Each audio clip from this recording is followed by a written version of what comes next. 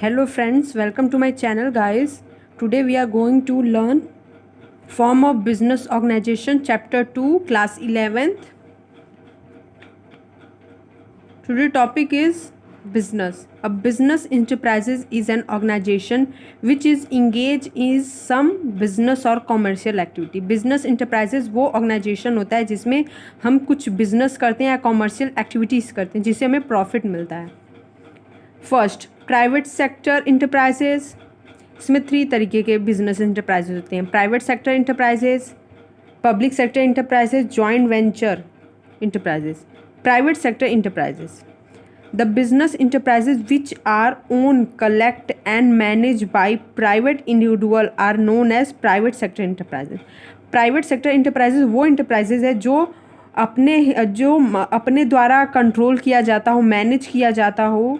Private individuals लोग उसे manage करते हो, कंट्रोल करते हो, उसके मालिक हों, उसे हम प्राइवेट सेक्टर इंटरप्राइजेज कहते हैं. This enterprises work with the main motive of earning profit. इस इंटरप्राइजेज का मेन मोटिव होता है प्रॉफिट अर्न करना. इसे गवर्नमेंट नहीं, प्राइवेट सेक्टर्स के एम्प्लॉयज़ या उनके ओनर्स इस कंपनी को चलाते हैं. Public sector enterprises, the business enterprises which are own, control and manage by the central and state government are known as public sector enterprises. Public sector enterprises को own, control and manage करते हैं central government या state government. इसे public sector enterprises कहते हैं. This enterprises work with the main motive of service. इस enterprises का main motive होता है सर्विस प्रोवाइड करना, ना कि प्रॉफिट अर्न करना. इसका सेकंड मोटिव होता है प्रॉफिट अर्न करना, पर फर्स्ट एंड मेन मोटिव होता है सर्विस प्रोवाइड करना. Joint sector enterprises, the business enterprises which are owned, controlled and managed jointly by private enterprises and government. Joint sector enterprises में इसे own, control and manage किया जाता है. Private sectors भी करता है और गवर्नमेंट सेक्टर भी. इसमें ऐसा भी हो सकता है कि कंट्रोल गवर्नमेंट सेक्टर करे और मैनेज प्राइवेट सेक्टर करे. इसे जॉइंट सेक्टर इंटरप्राइजेज कहते हैं. This day to day manage leave the hand of private. इसके डे टू डे एक्टिविटीज़ इसे मैनेज प्राइवेट सेक्टर करता है, बट इसे कंट्रोल, इसे पॉलिसीज, इस सब को गवर्नमेंट कंट्रोल करता है. Form of private sector enterprises. Private sector के कितने फॉर्म्स होते हैं? First sole proprietorship, second joint Hindu family business, third partnership, cooperative society, company, soul proprietorship. तो इसमें कितने हैं? 5 टाइप के आपके प्राइवेट इंटरप्राइजेज हैं. तो हम इसमें आपको 3 या 4 इंटरप्राइजेज वीडियो में पढ़ाएंगे और अगले बचे हुए इंटरप्राइजेज को हम अगले वीडियो में आपको पढ़ाएंगे. Sole proprietorship. Sole means proprietor, one means owner. A business own, manage and control by a single individual. Sole proprietorship में एक ही व्यक्ति इस कंपनी को, इस ऑर्गेनाइजेशन को चलाता है. सिंगल इंडिविजुअल पर्सन, उसका मालिक भी यही होता है, एम्प्लॉय भी यही होता है, मैनेजर, वर्कर सब वन सिंगल पर्सन ही होता है. इसे ही हम सोल प्रोप्राइटरशिप कहते हैं, one man army.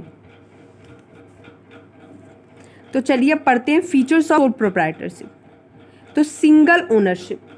Single ownership, the sole proprietor form is own by a single individual only. Sole proprietorship form own किया जाता है एक सिंगल इंडिविजुअल व्यक्ति ही इसे कंट्रोल और मैनेज किया जाता है. All the capital is supply bye a single individual. जितने भी इस ऑर्गेनाइजेशन को कैपिटल की ज़रूरत है सब वो सिंगल इंडिविजुअल ओनर्स ही इसको अरेंज करता है. Second is individual risk bearing.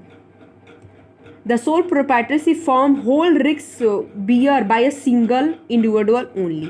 इसका whole risk एक सिंगल पर्सन ही उठाता है. The sole benefit of all the reward is one individual only. और इसके जितने भी प्रॉफिट, रिवॉर्ड जो भी इस कंपनी का, वो भी एक सिंगल पर्सन ही लेता है.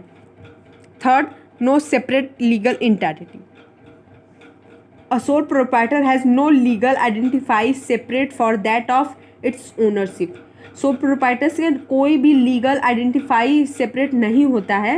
The law make no difference between the owner and enterprises. law ने कोई भी difference नहीं बनाया है owner और enterprises में. Business are own existing together. Business और बिजनेस का मालिक दोनों एक साथ काम करके चलते हैं। Freedom of operation. In sole proprietorship form there is a minimum government regulation. इसमें बहुत मिनिमम ही गवर्नमेंट रेगुलेशन होता है, इसमें कम से कम गवर्नमेंट का इन्वॉल्व होता है इस सोल प्रोप्राइटरशिप फॉर्म में। No legal formalities are required to start, manage and dissolve sole trade. इसमें कोई लीगल फॉर्मेलिटीज़ की ज़रूरत नहीं होती है स्टार्ट करने में या मैनेज करने में या कंपनी को बंद करने में। Only a licence is necessary in certain type of business. इसमें बस लाइसेंस की ज़रूरत होता है और कोई भी लीगल फॉर्मेलिटीज़ की इसमें ज़रूरत नहीं होता है। Fifth is unlimited liability. A sole proprietorship form, the proprietor is personally liable for all the debt of the business. Sole proprietorship इसमें सिंगल पर्सन ही लाइबल होता है डेप्ट के लिए कि जितना भी हमारा लोन है, जितना भी डेप्ट है उसको चुकाने के लिए सोल प्रोप्राइटरशिप ही इन्वॉल्व लाइबल होता है। In the case of business loss, if the business assets are not sufficient to meet all business liability, the proprietor may have to sell his personal property to pay for the liability. अगर उसके पास उतना amount नहीं अपने डेप्ट को चुकाने के लिए, तो वो अपने पर्सनल लाइबिलिटीज़ को, अपने प्रॉपर्टीज़ को बेच के उसका लोन या उसका डेप्ट चुकाएगा। 6 is one man control. The proprietor is the sole owner of the firm and has full control over the form का ही कंट्रोल होता है, उसे मैनेज भी यही करता है, वर्क भी यही करता है, पूरा फाइनेंशियल हर चीज़ का रिक्वायरमेंट वन मैन आदमी ही पूरा करता है। तो इसे वन मैन कंट्रोल, इस पूरे ऑर्गेनाइजेशन पे फॉर्म पे एक आदमी का ही कंट्रोल होता है। Small size. The sole proprietorship form operate on a very small scale. ये बहुत ही छोटे में ऑर्गेनाइजेशन या फॉर्म होता है। As all the fund are arrange by one person, because इसमें एक ही पर्सन सारे फंड्स को अरेंज करता है। Total amount, total arrangement, total management and control with one single person. इसमें पूरा टोटल जो मैनेजमेंट होता है, कंट्रोल होता है, वन पर्सन ही करता है। Formation and closeup. There are no legal formalities required to start and close sole proprietorship form. इसमें कोई लीगल फॉर्मेलिटीज़ की ज़रूरत नहीं होती है स्टार्ट करने में और क्लोज करने में। सिर्फ स्टार्ट करने के लिए इसे लाइसेंस की ज़रूरत हुई, उसके अलावा इसको कोई भी फॉर्मेलिटीज़ की, लीगल फॉर्मेलिटीज़ की ज़रूरत नहीं होती है अपने फॉर्म को स्टार्ट करने में और क्लोज करने में। जब भी इसका ओनर सिंगल पर्सन जब भी चाहेगा तो वो कंपनी खोल सकता है और बंद भी कर सकता है जब उसे लॉस हो तो। अब चलिए पढ़ते हैं merit advantage of sole proprietorship. First क्या है? Easy to form and disclose.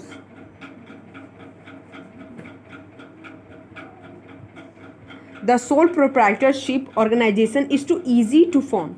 Soul proprietorship को बहुत ही ज़्यादा इजी है इसको ओपन करने में, फॉर्म करने में, बिकॉज ये बहुत ही छोटा फॉर्म होता है, इसमें कम फंड्स की ज़रूरत भी होती है और एक सिंगल पर्सन इसे खोलता है। तो उसे किसी को, मतलब किसी से पार्टनरशिप करने की ज़रूरत नहीं है, बहुत सारे लोगों की ज़रूरत नहीं है, बहुत सारे फंड्स की ज़रूरत होती है, बट एक स्मॉल ऑर्गेनाइजेशन के लिए उतनी फंड्स की ज़रूरत नहीं होती है। The sole proprietorship organisation is easy to form, no legal formality are involve in setting of the type of organisation. कोई भी लीगल फॉर्मेलिटीज़ नहीं होती है इसको सेट करने में ऑर्गेनाइजेशन को।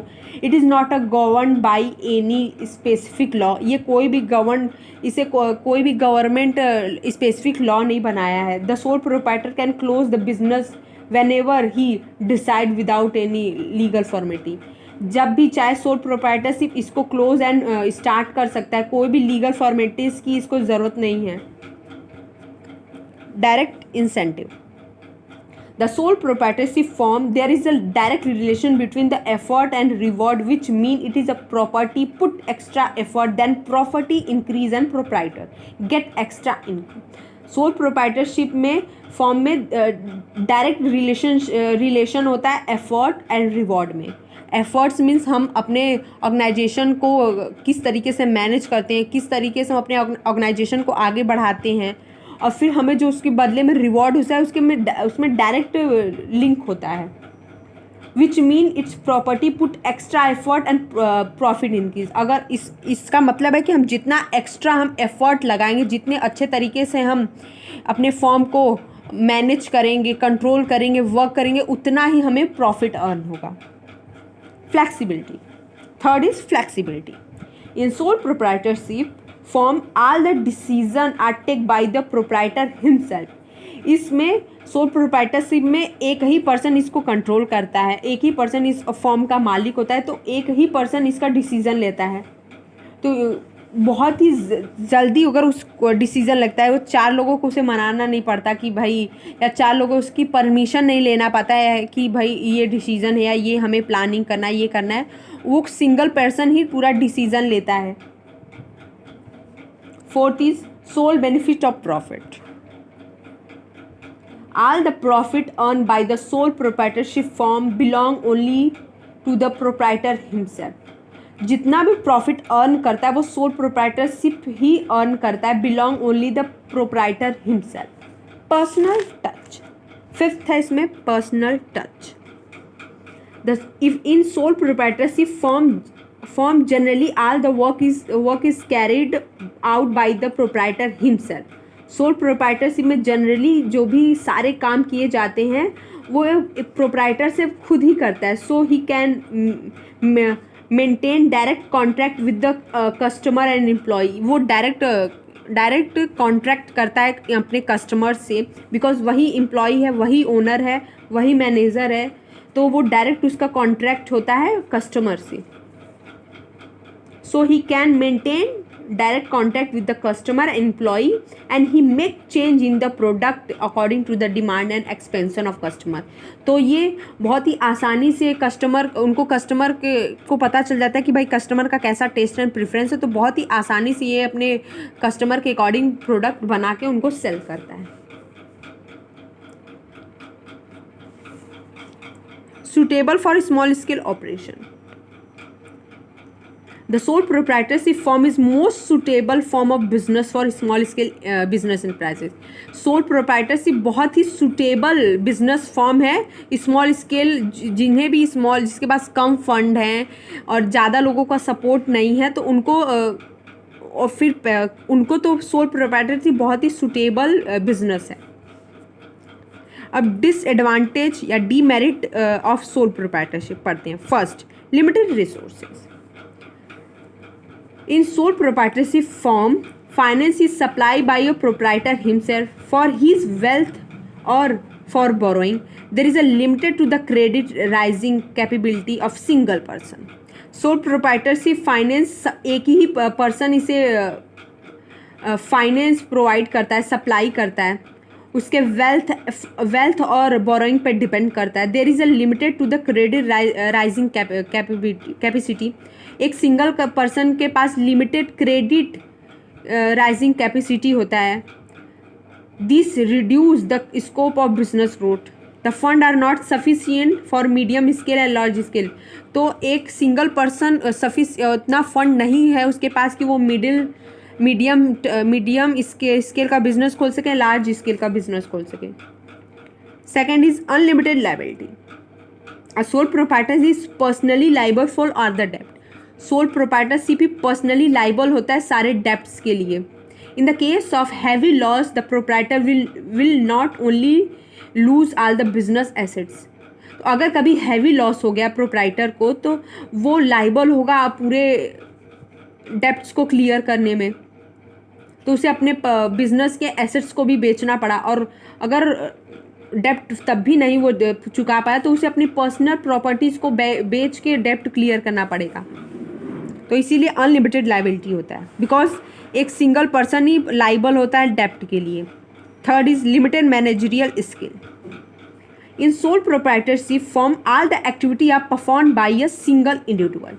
सोल प्रोप्राइटरशिप फॉर्म में जितने भी एक्टिविटीज़ फंक्शन किए जाते हैं वो एक सिंगल इंडिविजुअल पर्सन ही करता है। अ single individual can not B expert in all the field.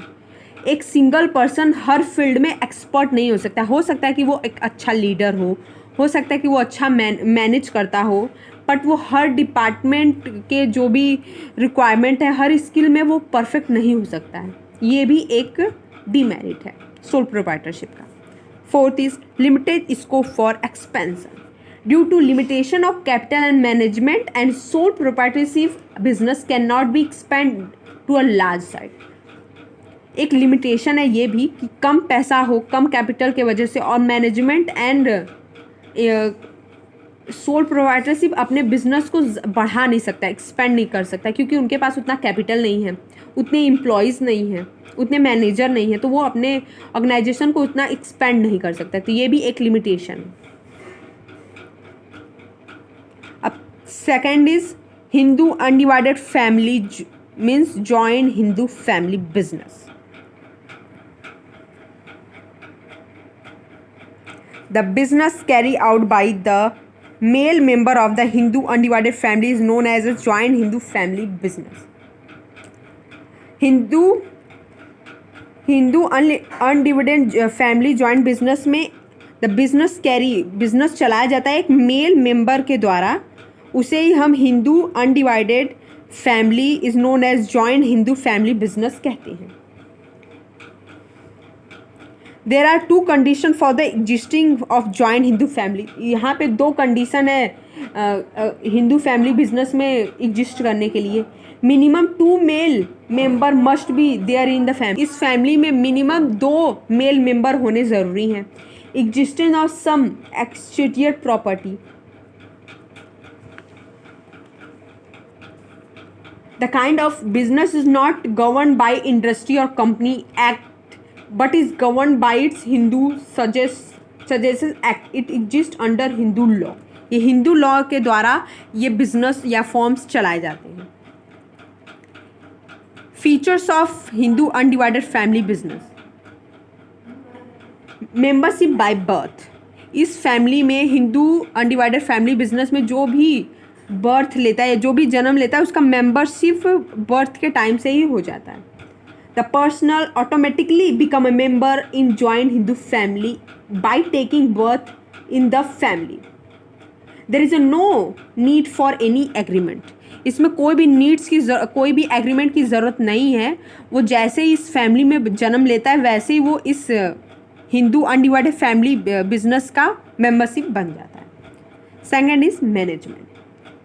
The joint Hindu family business is manage and control by the senior must mail member of the family who is the काल करता। ये family business जो manage करते हैं, control करते हैं senior male member of family, जिन्हें हम कहते हैं karta. Only the karta has legal right to contact with outsider. Only karta को राइट है कि वो अपने इस ऑर्गेनाइजेशन को या इस बिजनेस को वो कंट्रोल करें, मैनेज करें, और आउटसाइडर से कॉन्ट्रैक्ट रखे। He only take all the decision of business. करता ही ये इस फॉर्म का पूरा डिसीजन लेने का हक रखता है। Other member have no right to take decision in the management. Other member को कोई राइट नहीं है डिसीजन लेने का मैनेजमेंट में of joint Hindu family business. Number of member in joint Hindu family business minimum must be 2 member and maximum there is a no limit. इसमें कम से कम 2 मेंबर होने चाहिए और मैक्सिमम की कोई लिमिट नहीं है। Liability. The liability of karta is unlimited where is liability of all their member of joint Hindu family business is limited up to their share of the business. इसमें लायबिलिटी सिर्फ कर्ता की अनलिमिटेड लायबिलिटी होता है और जो भी अदर मेंबर्स होते हैं उनके लिमिटेड लायबिलिटी होता है according to their share in the business. उनका जितना शेयर होगा उतना ही उसके ही अकॉर्डिंग उनकी लायबिलिटी होगी और कर्ता की अनलिमिटेड लायबिलिटी होती है। Minors member in joint Hindu family business a child become a member by birth only, so there is no restriction for a minor to become a member of the business. Minor child को birth से ही उसको membership मिल जाता है, तो कोई भी restriction नहीं है for a minor to become a member of business. Right. All the member of joint Hindu family business have the right to inspect the account can also claim the share in the family property at the time of partition of the family. Her member के पास इस family के हर member के पास एक right है कि वो अपने shares को अपने को बढ़ाने की कोशिश कर सकता है या उसमें हक मांग सकता है जब इस फैमिली का पार्टीशन होगा, डिवाइड होगा, बंटवारा होगा, तो उनके पास राइट है कि वो अपने शेयर्स को मांगे. Registration. It is not compulsory for the joint Hindu family to get register certificate as it is the government by Hindu law. Joint Hindu family business में कोई रेस्ट्रिक्शन नहीं है या कोई कंपल्सरी लीगल फॉर्मेलिटी नहीं है कि वो रजिस्ट्रेशन करवाए और सर्टिफिकेट ले. अब तीसरा है पार्टनरशिप. पार्टनरशिप पढ़ाने से पहले मुझे आपसे एक रिक्वेस्ट है कि आप प्लीज़ हमारी इस वीडियो को लाइक एंड सब्सक्राइब कर दीजिए और अपने फ्रेंड्स में शेयर कीजिए जो आपके साथ पढ़ते हैं. अपने कोचिंग फ्रेंड्स या स्कूल फ्रेंड्स को आप प्लीज़ इस वीडियो को शेयर कीजिए. और कोई भी गलती हो या कुछ भी आपको पढ़ना हो तो आप प्लीज़ मुझे कमेंट बॉक्स में बताइए, तो हम उस पर वीडियो ज़रूर बनाएंगे. Partnership. Partnership is a popular form of business for Partnership is a popular form of business for small scale and medium scale business. Partnership is a popular form of business है for small scale and medium scale business के लिए.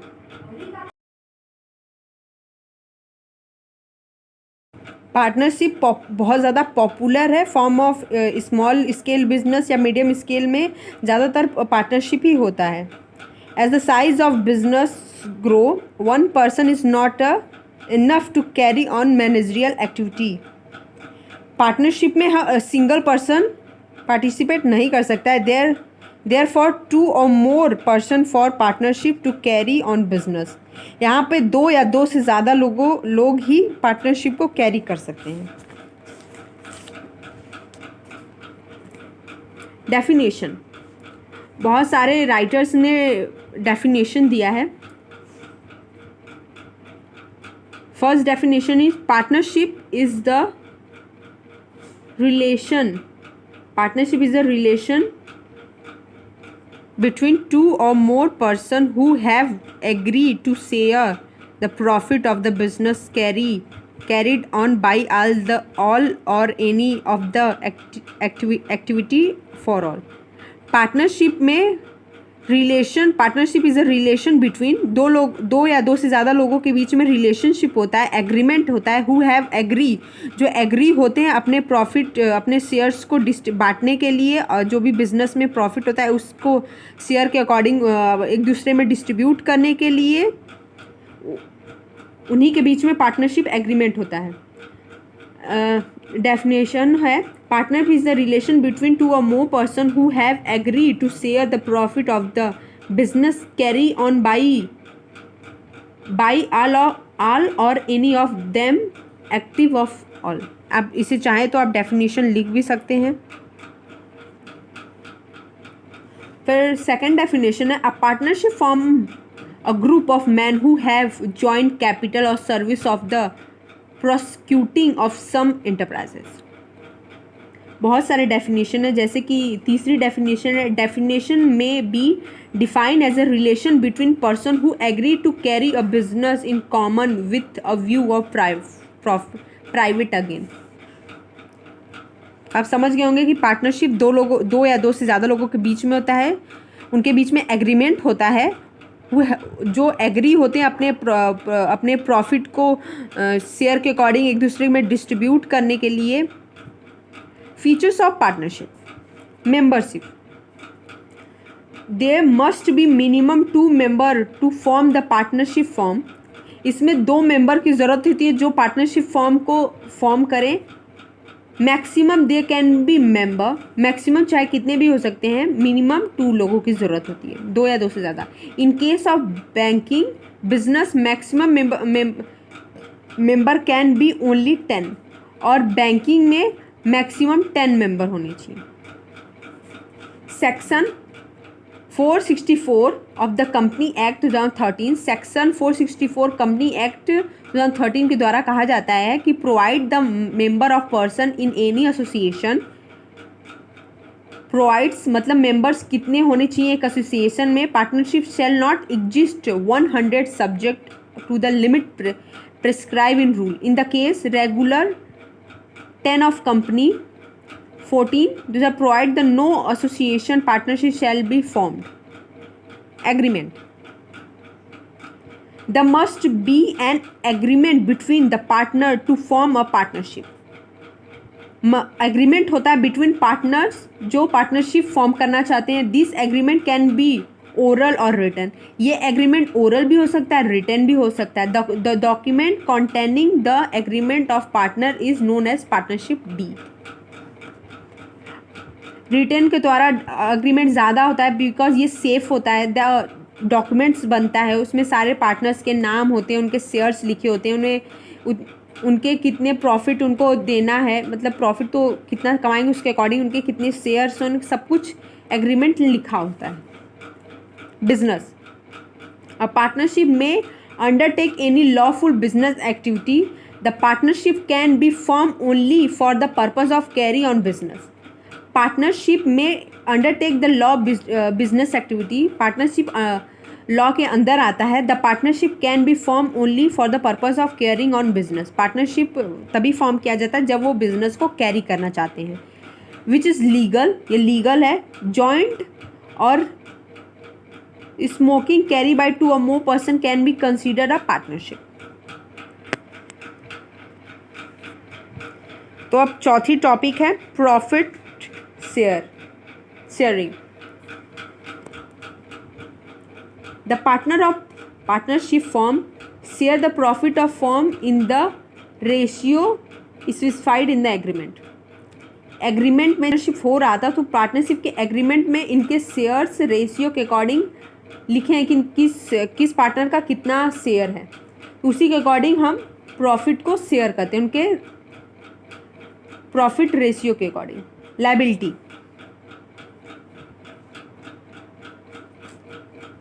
The liability of all the member partnership firm is unlimited. Partnership form में जितने भी partner हैं उनके liability unlimited होता है. Mutual agency relationship.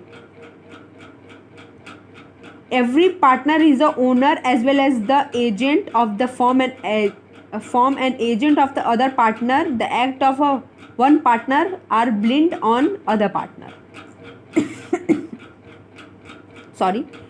Every partner is the own as well as the agent.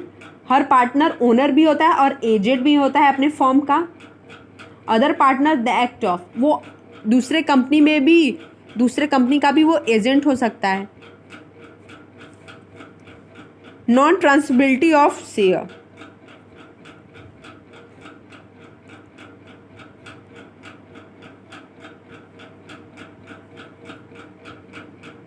No partner can transfer his or her share in the partnership to any other person. कोई भी partner अपने मन मुताबिक his or her अपने share को एक दूसरे को नहीं दे सकता, ट्रांसफ़र नहीं कर सकता. he can do so only with the consent of other partner. अगर वो ऐसा करना चाहता है तो वो दूसरे पार्टनर से, अगर उसके दूसरे पार्टनर इस बात के लिए एग्री होंगे तभी वो ऐसा कर सकता है कि अपने शेयर्स को दूसरे पार्टनर को ट्रांसफ़र कर दे. Registration. According to partnership act 1932 is not a compulsory for a partnership form to get itself registered. Partnership Act according 1932 it is not compulsory for a partnership firm to get himself registered कि वो register करवाए.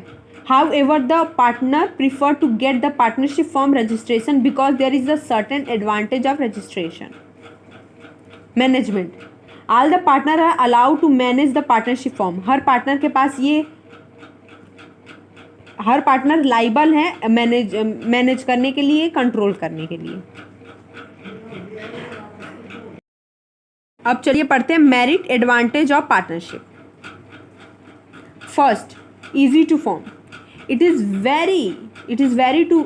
very easy to form a partnership firm as no legal formality are required to be complete. बहुत ही ज़्यादा easy है partnership form को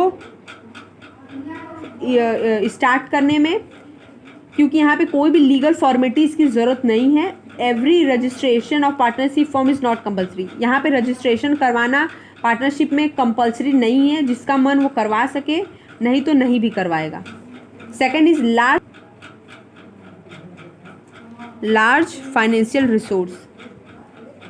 इन partnership form all the partner contribute some amount of capital. जितने भी partners होते हैं partnership में, वो सब कुछ न कुछ अमाउंट्स देते हैं. As a result the financial resources of partnership form are large than a sole proprietorship. तो इसीलिए सोल प्रोप्राइटर से ज़्यादा यहाँ पे लार्ज फाइनेंशियल रिसोर्स होता है, क्योंकि यहाँ पे बहुत सारे पार्टनर्स इन्वेस्ट करते हैं. Risk sharing. In sole proprietorship form only one person has to bear the risk. Sole proprietorship में बस एक ही पर्सन रिस्क को बियर कर सकता है, बट पार्टनरशिप में जितने पार्टनर्स होंगे, 2 या 2 से ज़्यादा या 10 भी हो सकते हैं, उतने पार्टनर रिस्क को बियर करेंगे. तो यहाँ पे रिस्क कम, बिकॉज यहाँ पे बहुत सारे पार्टनर्स रिस्क को बियर करते हैं. Fourth is division of work. In partnership the partner can divide the work according to their skill and knowledge.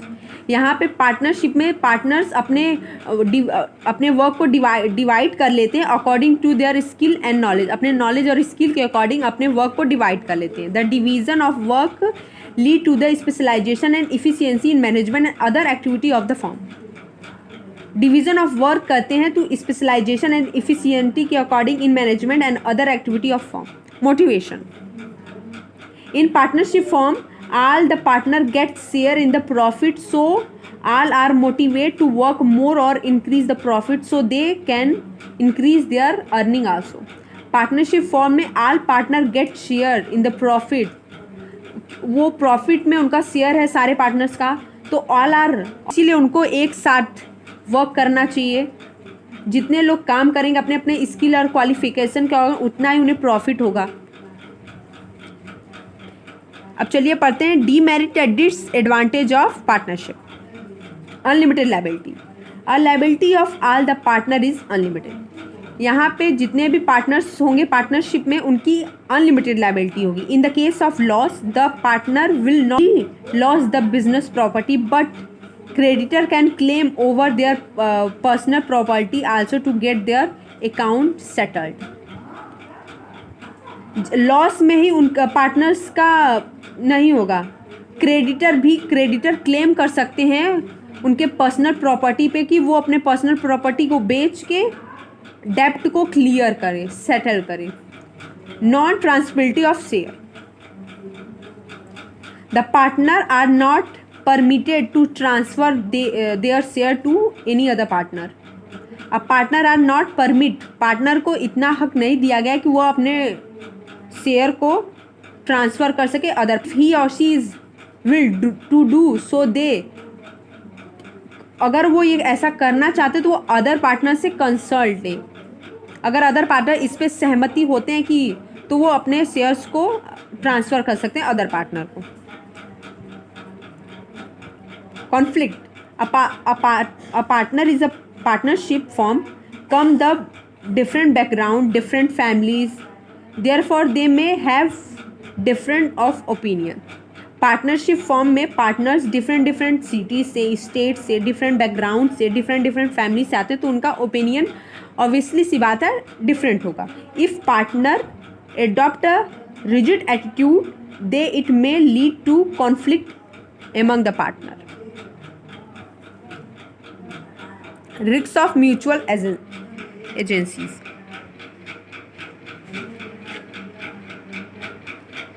The contact singled by any one partner is built on the other partner due to principle of mutual agency.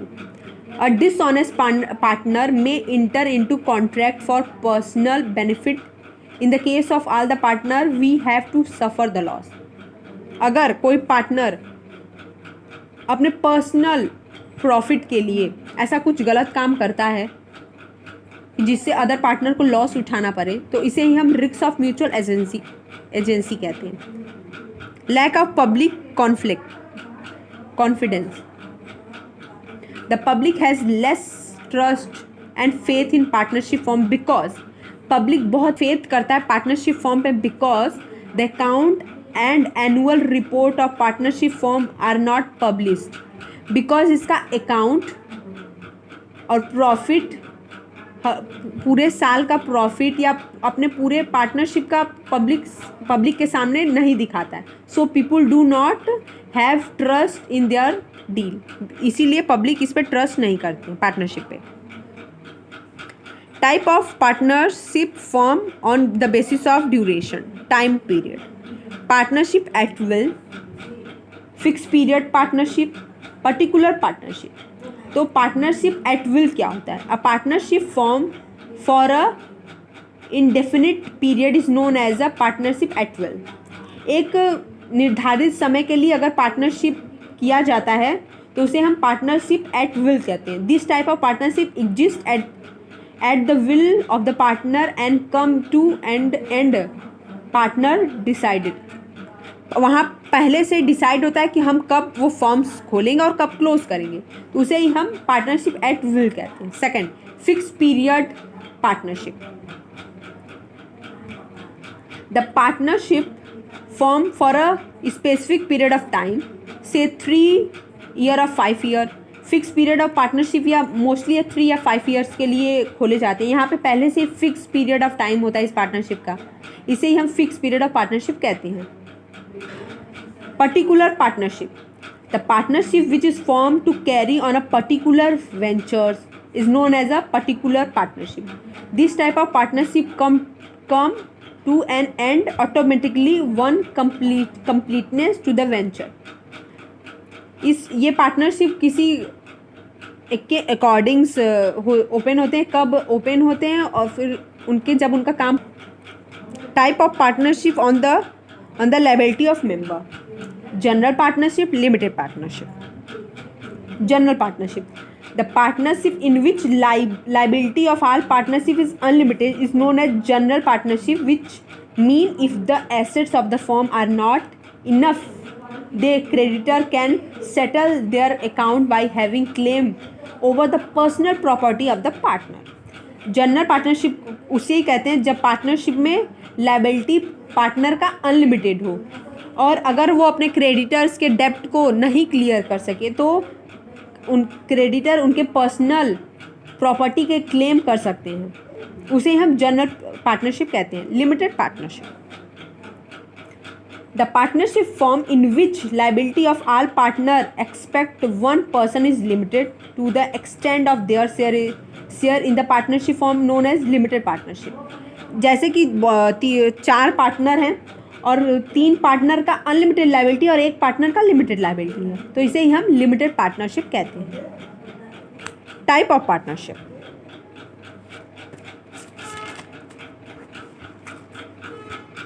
Active partner, sleeping और dominate partner, secret partner, nominal partner. Active partner क्या होता है?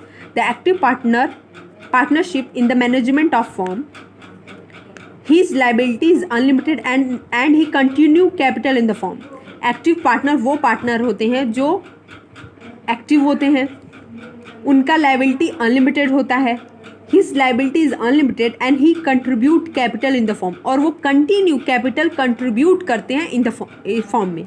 he gets share in the profit or loss of the company, वो profit और loss दोनों beer करते हैं, उन्हें एक्टिव पार्टनर कहते हैं। स्लीपिंग पार्टनर या dominate partner, the partner who does not participate in the management of firm.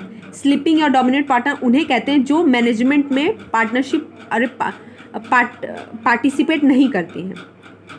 A partner who does not participate in the management of firm, these partner are bond by the activity of other active partner, वो active partner पे depends होते हैं। These partner contribute capital and get share in the profit. और loss of the form. बस वो capital देते हैं और प्रॉफिट और लॉस में अपना शेयर लेते हैं, लेकिन वो मैनेजमेंट में कोई पार्टनरशिप, स्लीपिंग पार्टनर कहते हैं, secret partner. Secret partner is one whose associate और relation with the firm is not known to outsider. Secret partner उन्हें कहते हैं कि आउटसाइडर को नहीं पता है कि इसमें कौन ये भी इंसान है, इसमें पार्टनर है, तो उसे सीक्रेट, मतलब जिसे सीक्रेटली तरीके से पार्टनर बनाया गया और आउटसाइडर को नहीं पता कि ये व्यक्ति भी इस पार्टनरशिप में पार्टनर है, उसे ही हम सीक्रेट पार्टनर कहते हैं। Nominal partner, the nominal partner are not the legal, nominal partner are not the real partner of the firm. Nominal partner real नहीं होता है पार्टनरशिप में। This partner do not contribute any capital, ये partner capital contribute नहीं करता है। They do not participate in management, और management में भी पार्टिसिपेट नहीं करता है। They do not have unlimited liability, इसका अनलिमिटेड लायबिलिटी भी नहीं होता है। They do not get any share in the profit, ये कोई भी शेयर प्रॉफिट ने नहीं लेता है, ना ही लॉस बियर करता है। He is liable to outsider for the डेप्ट which outsider have give to firm believe in the partner of partnership firm. Minor partner, the partnership act 1932, partnership act 1932 के द्वारा does not permit a minor to become a partner in the partnership firm. Partnership act 1932 के द्वारा एक minor partner को permit नहीं है कि वो पार्टनर बन सके पार्टनरशिप फॉर्म में, जब तक वो 18 साल का नहीं हो जाता। The minor can only be admit to the benefit of the existing firm, वो सिर्फ बेनिफिट ले सकता है, लेकिन वो मैनेजमेंट में पार्टिसिपेट नहीं कर सकता है, वो रिस्क बियर करने में पार्टिसिपेट नहीं कर सकता है। Minor partners do not contribute any capital, these partner not allow to participate in the management of firm। Partners, तो अब चलिए पढ़ते हैं लास्ट टॉपिक इस वीडियो का, पार्टनरशिप डीप। अब बचे हुए टॉपिक हम आपको अगले वीडियो में पढ़ाएंगे, जल्दी वीडियो हम अपने यूट्यूब चैनल पे अपलोड कर देंगे। Partnership deed, partnership deed the document containing the terms of condition of partnership agreement is known as partnership। जो एग्रीमेंट होता है पार्टनर्स के बीच में, उसे ही हम पार्टनरशिप डीड कहते हैं। जो सारे डॉक्यूमेंट, सारे इंफॉर्मेशन उस पार्टनरशिप डीड में मेंशन होते हैं। First, name of form, form का क्या नाम है। Name and address of partner, मतलब कौन कौन से पार्टनर्स हैं, उनके एड्रेस, उनके डिटेल्स मेंशन होते हैं। Nature of business of form will carry on, मतलब किस नेचर का ये बिजनेस है।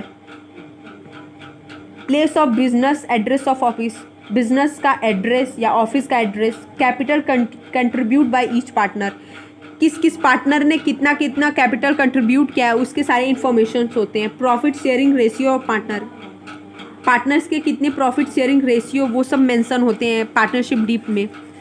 Capital contribute by each partner, कितना कैपिटल कंट्रीब्यूट किया है पार्टनर से, वो सब मेंशन होता है।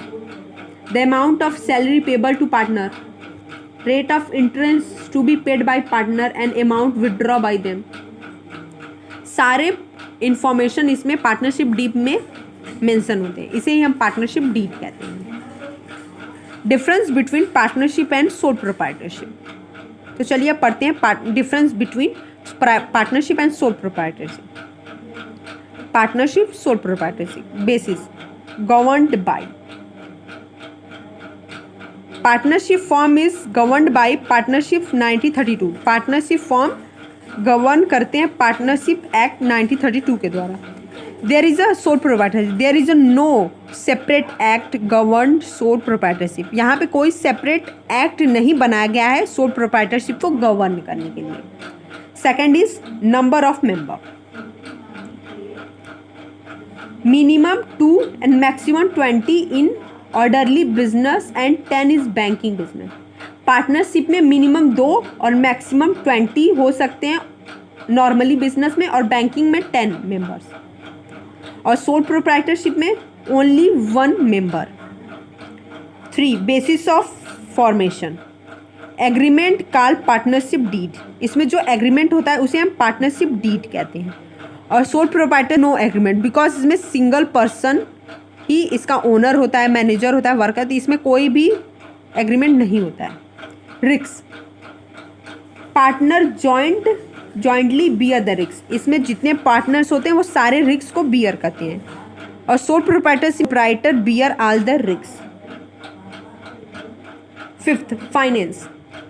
Large finance as compare to sole proprietor because all the partner contribute capital.